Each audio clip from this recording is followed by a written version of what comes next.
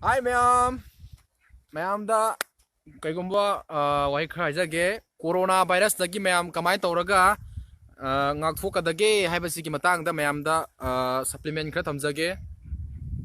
yausang thaban chongbada ma'am khungup henting natragana khungup butung biu aduga adugi matungda khutta globe upiu adugi matungda khoigi kokta helmet upiyo mask upai muhutta kokta helmet upiyo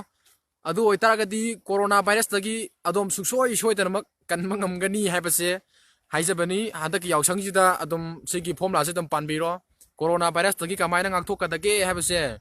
thaban chonga matamda kokta helmet upiyu haibasine aigi mota masina aina mamda aina haijadingbase aduna mayam corona virus dagi mayam khoi punna ngakthokmina se aduna yausang thaban chonga matamda mayam kokta helmet upaga zongbiro khutta khoigi khut moja natagana khoigi globe kumba upiro adu ta de khoi corona virus dai sungsoi soina khoi na phagani na mayam da podam jari thank you angang pu upidrom ni